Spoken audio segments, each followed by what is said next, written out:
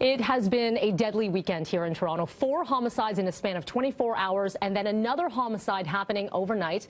Although it's not only the numbers that are shocking, it's the nature of some of these crimes. And one of the latest homicide victims, a 31-year-old woman believed to have been shot at random in North York while being driven home from a funeral. And it's crimes like this that really have the city on edge. So joining me now, Toronto Police Chief Mark Saunders, thank you so much for coming in today. Good morning. I know you've had a very busy weekend, and it's been very disturbing, to say the least. A lot of people in Toronto hearing about the latest case about the woman who was not to be believed to be the intended target or any of the other people in that vehicle, feeling like if this can happen at random, could it be me? And what do you say to Torontonians?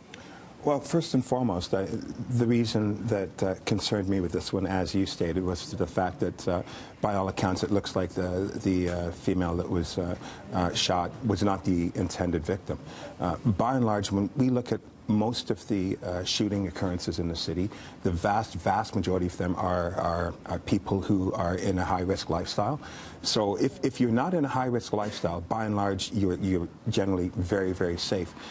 However, when we deal with street gangs, they become territorial issues. So if you live in a neighborhood that is controlled or has street gangs living within the environment, then obviously the opportunity for crossfire is something that is alive and is an issue, and is a huge concern for law enforcement in Toronto and right across North America. This street gang subculture is one that is very much of concern, and I know it's top of mind for your police force, trying to dismantle as much as possible. Can you keep up? Can the police force keep up with what we're seeing, the guns, the gangs in our city? Well, it's a tightrope, and I'm glad you asked that question, because first and foremost, you don't want to over-police, because if you over-police, you wind up back in that same narrative again, which has brought us to where we are today. But when we do our enforcement, it has to be more strategic, it has to be more surgical. We have to be able to have an understanding of who the street gang members are, and then have those interactions with those members. But there's a two-way street to this, and we have to be working with the community to figure out exactly how we can both work together to reduce the crime, specifically in the neighborhood improvement areas. So what would that mean when you say both working together? It's communication with the neighborhoods, in building relationships, or how do you see that working? Well, we have our neighborhood officers that are in there developing relationships and helping. 98% of the people in the neighborhoods are law-abiding people that do not want the gunplay. It is that very small percentage that have decided to take it upon themselves to be part of a street gang subculture. Within that environment, firearms become an issue.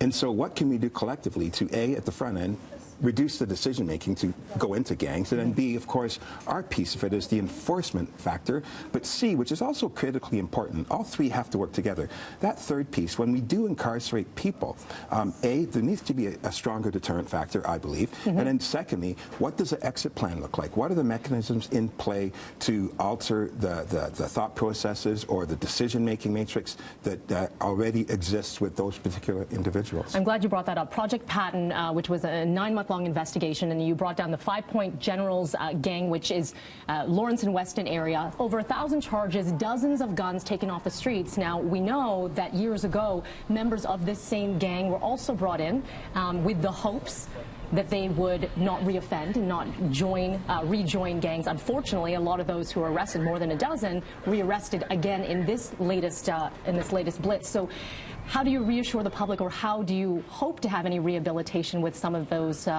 members? Well, first and foremost, I can tell you that particular neighborhood, Weston Road and Lawrence, is breathing better right now, because we took out some pretty bad criminals.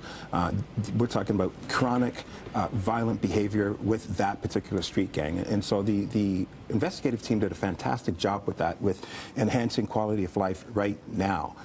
That's our enforcement piece. There have to be other connector pieces in order to keep that sustainability. So whatever resources or whatever entities are going to be coming into those communities, that will be the deciding factor in what the building blocks will look like. Now, I will talk about the end of the system. When we do incarcerate people, I really do think we have to look at the bar a little bit better. When somebody is motivated enough to pull a gun and shoot in the city of Toronto, I really do think there needs to be a much louder deterrent factor. It's frustrating for our officers when we are arresting people with firearms and then who shoot firearms, and then to watch them come back out in a very short narrative. It sends, I think, the wrong message to the public.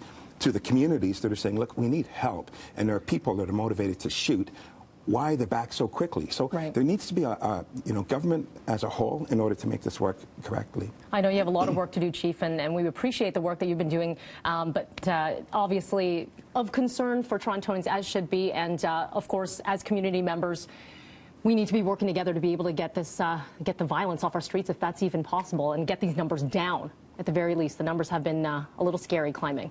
Well, yeah. If we look at 2 years ago, in 2016, the numbers are relatively the same. If you remember that January, one of the coldest months of the year, we had 10 homicides. That was unheard of. And so historically, when it comes to gunplay in the city, there are peaks and valleys. And then when we hit those peaks, everybody gets alarmed and says, this is the new normal.